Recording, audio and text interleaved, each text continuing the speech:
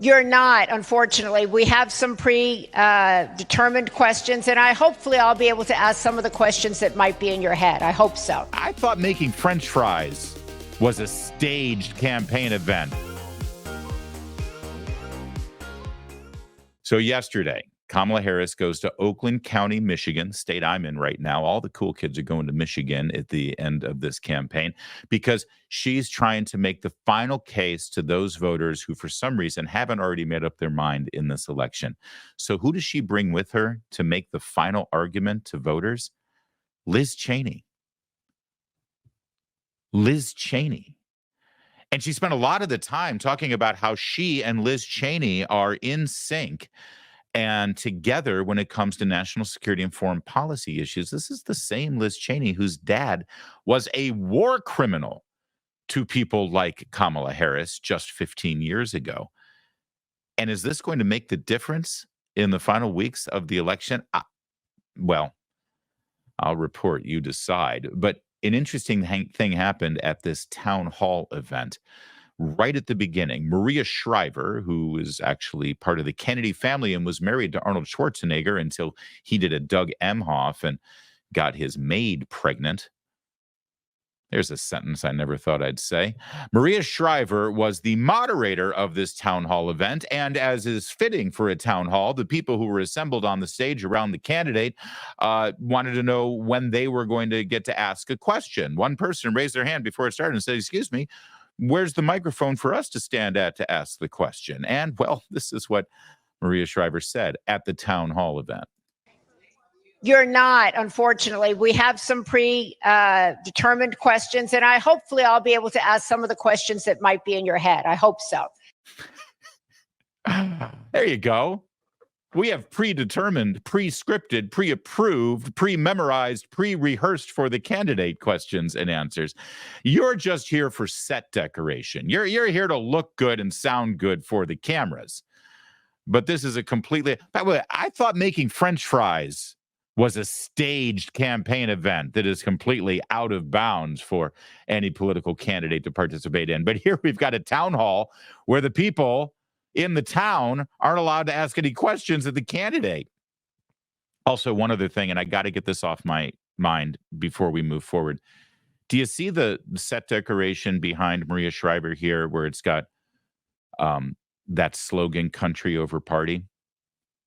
I've been looking at this ever since they did this event yesterday, that whole country over party. And I know what they're trying to say, forget about your party affiliation. You've got to put your country first, country over party, country over party. I realize that, but I look at it now, seeing this pathetic sort of weak performance from Liz Cheney and Kamala Harris, and they were so dour. You're going to see, we're going to show you clips, but I want you to think about this as we watch these clips and how depressing it is and how dour it is and how negative it is and how sort of despairing it is.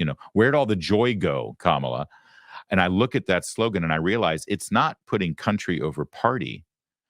They're actually throwing a country over party. We're watching them celebrate their little country over party. Hey, guys, we're having a country over party over in Oakland County. Come on over. You won't be able to ask any questions, but in fact, it's it's a surprise party for the country being over. So everybody hide behind the sofa. And when the country walks into the room, we'll all yell, "Surprise, it's over." They're having a country over party. Anyway, let's move on to some of the moments where Kamala Harris really showed the world what kind of president she'll be. And that we debate it out, have good, vigorous debates, have a good fight over policy. That's good for democracy. She is the cringiest person alive. What in the hell were they thinking when they selected her, when they anointed her, when they coronated her? You know who's sitting at home right now watching this and saying, "Come on, Hillary Clinton." Hillary Clinton is watching that. Can we watch this clip one more time? And that we debate it out, have good, vigorous debates, have a good fight over policy. That's good for democracy. Honestly, I almost feel sorry for Hillary Clinton. Almost. But what's with the weird voices? What's with the odd facial expressions? There are some people speculating that she was drunk yet again. I'm not ruling that out. especially after you say this clip. And I want to keep reminding you, as we see the country over party slogan behind them, I want to remind you that this is Kamala Harris, the woman who started her campaign with Brat Summer in all of her TikTok dancing videos. And during the convention was bringing joy back to politics. Can you feel the joy? That's what they kept saying at the convention. Feel the joy. It's been a long time since we felt this kind of joy. I want you to now watch this as she makes her final closing arguments to those voters on the fence who haven't yet decided to join her joyful Brat Summer party. I want you to really focus in on the joy she brings at this moment in particular. If I can just speak to what people are feeling. We cannot despair. We cannot despair. The nature of a democracy is such that I think there's a duality. On the one hand, there's an incredible strength when our democracy is intact, an incredible strength in what it does to protect the freedoms and rights of its people. Oh, there's great strength in that. And it is very fragile. It is only as strong as our willingness to fight for it. And so that's the moment we're in. And I say do not despair, because in a democracy, as long as we can keep it. All right, I got to pause here. It's just, like I said, she could very well be drunk with this behavior. When you start your closing argument to voters 2 weeks before Election Day with, we mustn't despair. It's like, despair is not a word you should include in your campaign stump speech as you're trying to rile up and motivate voters to join your train. But this is a far cry from Barack Obama doing his victory lap before Election Day saying, we're about to fundamentally change the United States of America, right? We got that thing going on. Also, did you notice what she just said right here? They can't help themselves. She said, a democracy if we can keep it. Of course, trying to paraphrase Ben Franklin, the famous statement that he made after the Constitutional Convention when they emerged from Independence Hall in Philadelphia in 1789. And somebody said, Mr. Franklin, do we have a republic or a monarchy? And Franklin said, a republic if you can keep it. But they are so hell-bent on not acknowledging that we are a republic. They must insist that we are a democracy that she even tries to change that line and say this democracy, if we can keep it. It makes no sense. But then there was this moment too. There's more to this clip. I'm going to torture you. I'm going to make you watch this entire 2 minutes of drama queen, word salad, we mustn't despair, duality of democracy. Yes, you're going to watch all of it, but you have to see this moment right here that I caught. It's Liz Cheney. Do you see? Hang on, I got to get right to it. Right here. If we can make that big. You see Liz right there? Do you see her face? You know the old meme with from Arrested Development, the hello darkness, my old friend, right? And the slow zoom in. Used to use that with Ben Affleck as well during his interview on Batman and Superman. That's Liz Cheney right now. What is Liz Cheney's inner monologue right now as she debases herself and sits there in this chair trying to get Kamala Harris elected so she can get some position of influence in the Pentagon or in the State Department so she can start 2 new wars in the next 4 years? What she is debasing herself to accomplish here, what she is going through as she has to sit here and listen to this revel, and she's looking over, who's she looking at? Her own aides? Her own, it's like, who in her chief of staff? She's like, I'm going to get you for this. Whoever got me into this mess.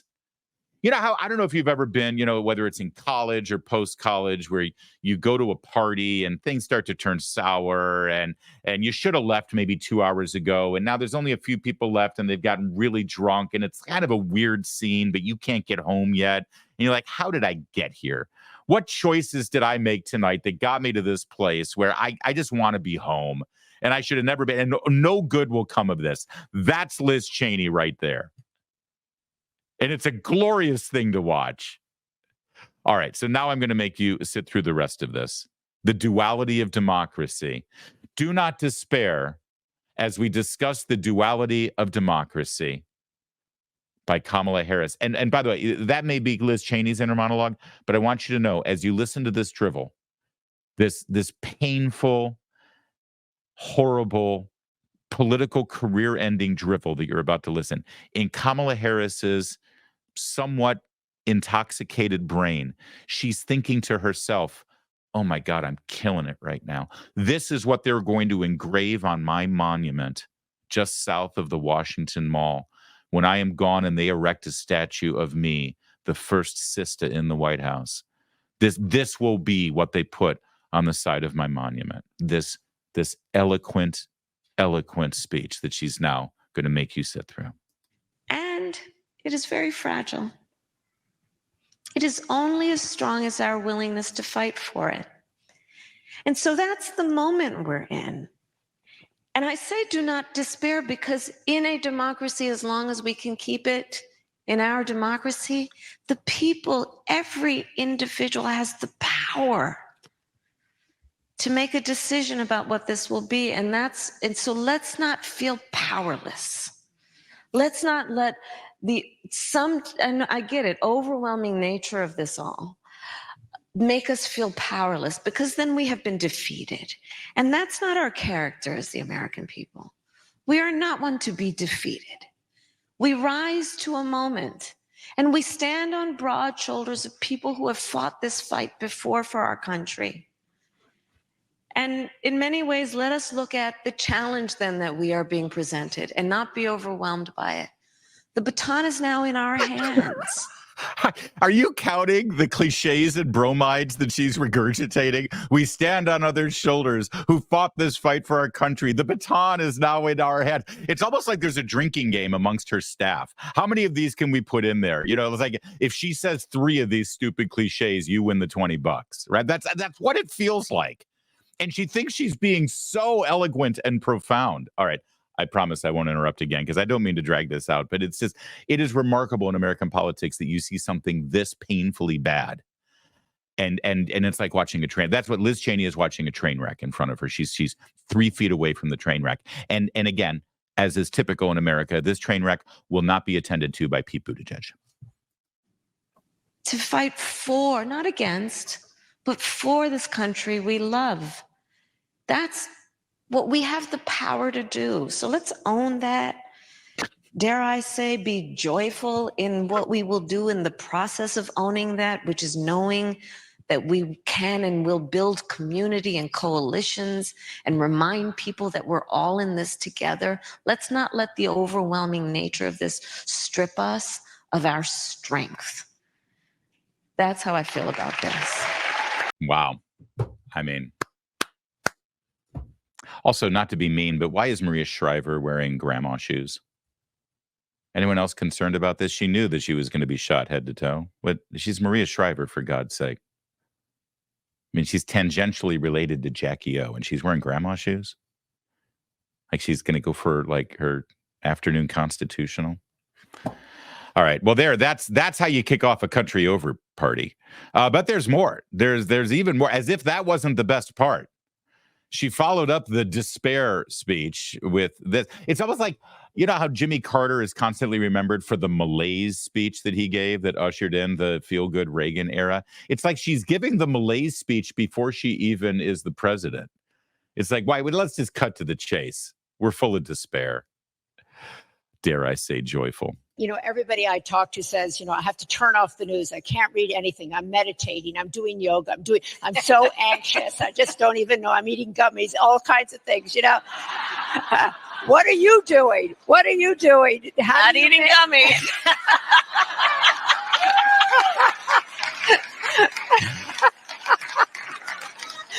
Are we joking about recreational pot use now? Is that what we're doing? Is that and by the way, and again, this whole it's like everybody in this little clique of Upper West Side or you know Bel Air or whatever other ritzy neighborhood you want to point out, you know, white affluent women who are like, oh, I can't watch the news anymore. I need to go to yoga and eat gummies. It's like, why are these neurotic, borderline bipolar women who are on pharmaceuticals and are so sad that Desperate Housewives is never on because it was their softcore porn release on a nightly basis that they could enjoy as a secret little special rendezvous with their fantasy life. Why are they dictating how we live our lives, and for that matter, the curriculum in our children's public schools? These people are sad and pathetic. And I was going to say they need therapy, but their problem is they are in therapy. They should actually get out of therapy. They need Jesus in their life. Or maybe they should just be working out, not yoga, but actually doing something physically exerting so that they can actually boost some sort of natural enzymes in their body to make their brains healthy instead of gummies and, oh, by the way, Prozac. Sorry, I didn't mean to go off there, but it annoys me that I'm told by all the elites in the media that these are the women we're supposed to be catering to decide this election.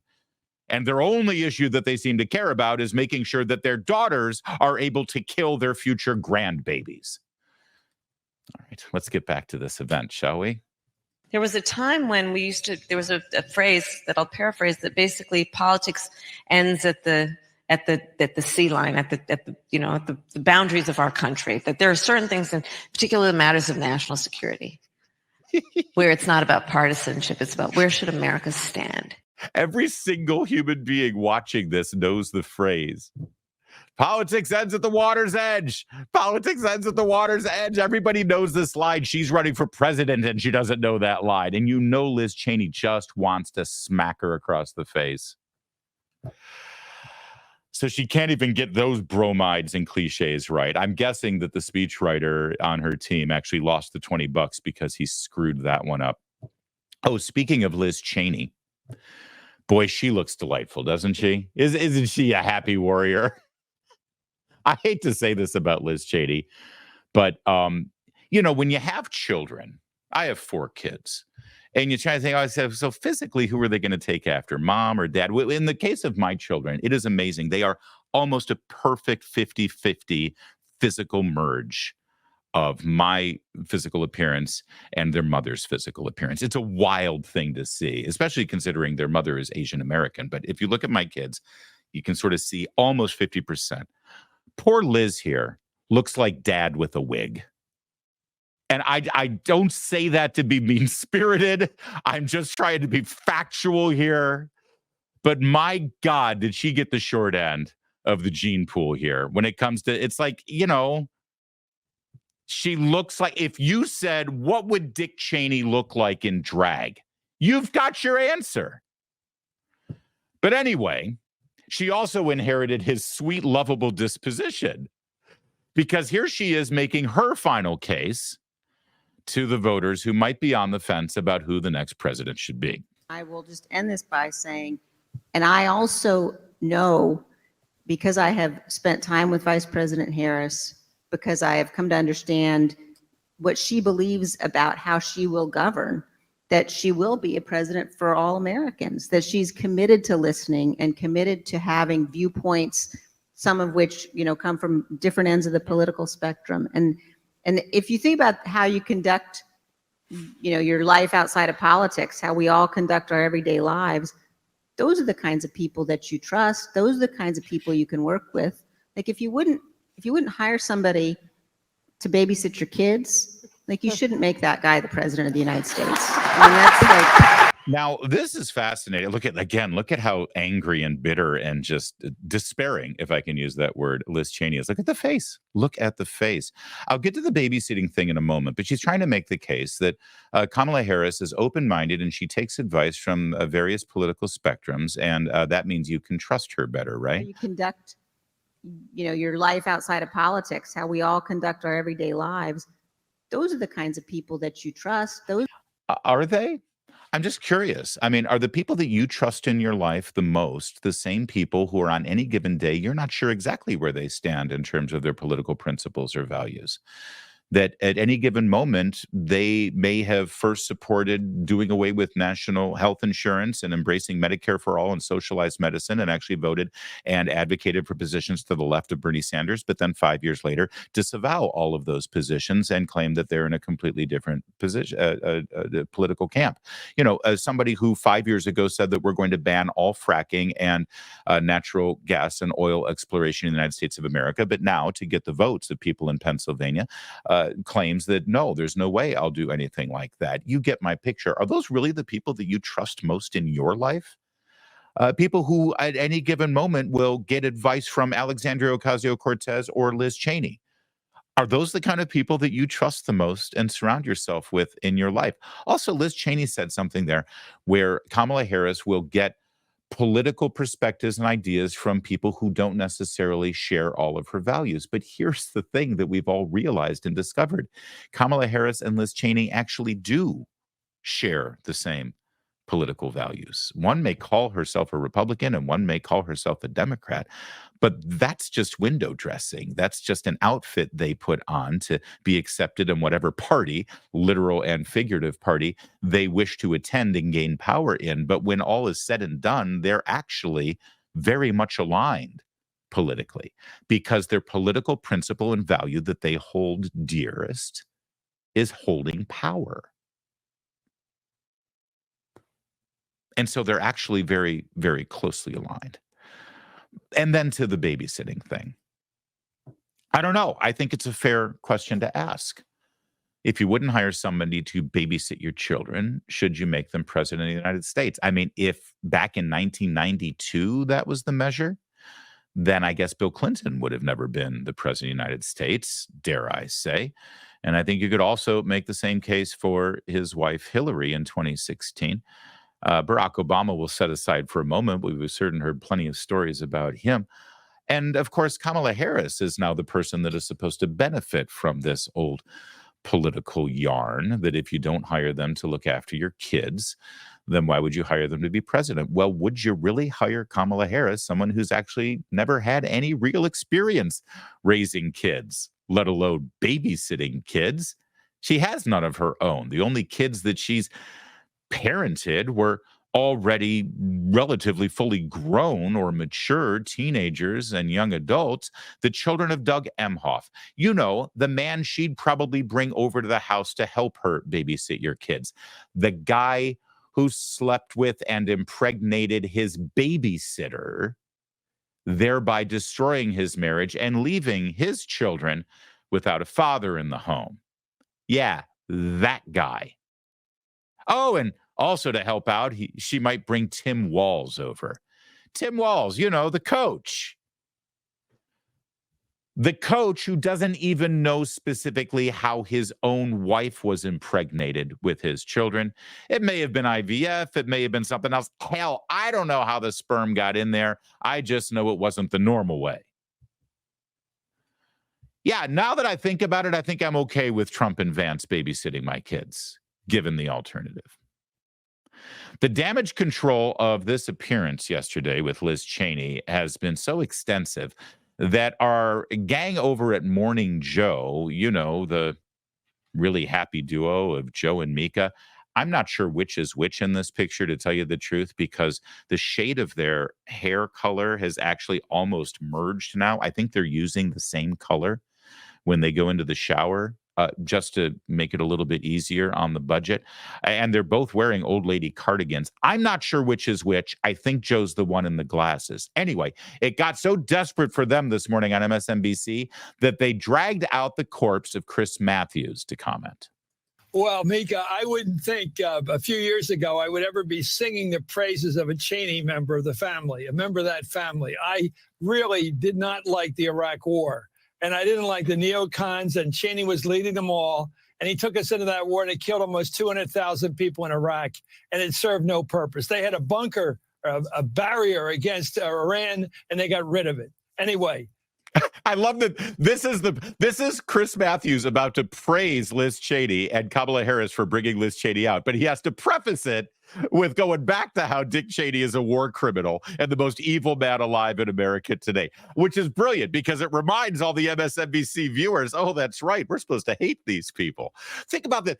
I'm going to let you finish, Chris, but think about this for a minute. Kamala Harris's final argument to convince voters to support her includes the additional hurdle of having to convince those very same voters that they have to stop hating the Cheney family, which is something they've perfected over the last 20 years.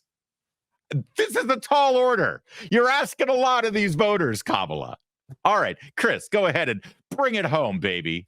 She is a character almost out of the movies, out of A Man for All Seasons. I've never seen a more heroic figure than Liz Cheney. She lost her state probably forever. She lost her party. She lost her leadership in the Republican House. She could have been on her way to Speaker. It was very probable. She gave it all away in the interest of truth. That's what she stood for.